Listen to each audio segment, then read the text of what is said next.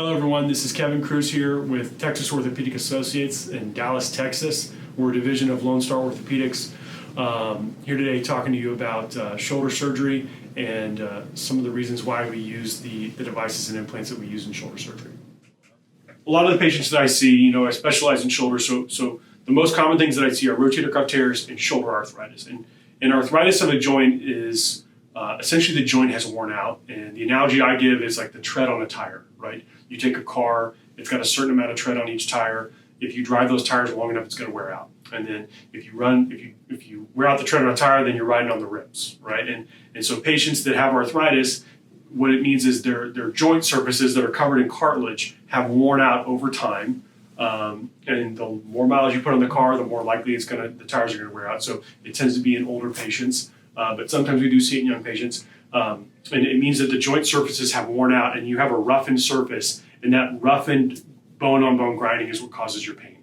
And so another point I like to make to patients is that arthritis is a genetic disease. It is a disease of age, so we don't see it in 20-year-olds nearly as much as we see it in 80-year-olds, but there is a wide spectrum of people that get arthritis, and some people get it younger than others, and some people get it more severe than others. It has really little to do with what you did in your life. It has more to do with who your parents were, is what we're finding out. So don't blame yourself for something you did. It's in your DNA.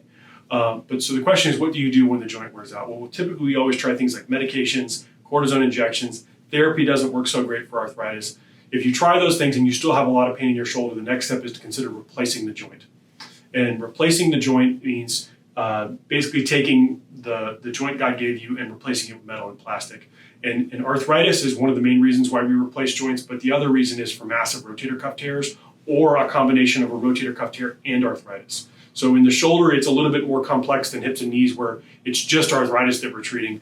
Shoulder replacements are due to the joint wearing out, but also the rotator cuff tendon wearing out and not being able to fix it. There's two main shoulder replacements that we use. One is the standard anatomic shoulder, which is a ball and socket that looks very similar to your native shoulder. The second is the reverse shoulder, and the reverse shoulder is named reverse because the ball and socket flipped, right? And so by flipping the ball and socket, you change the mechanics of the shoulder, and that shoulder was initially made in France, actually in 1985 by a surgeon named Paul Gramont, and it was developed in order to treat patients who had a combination of arthritis and rotator cuff tears.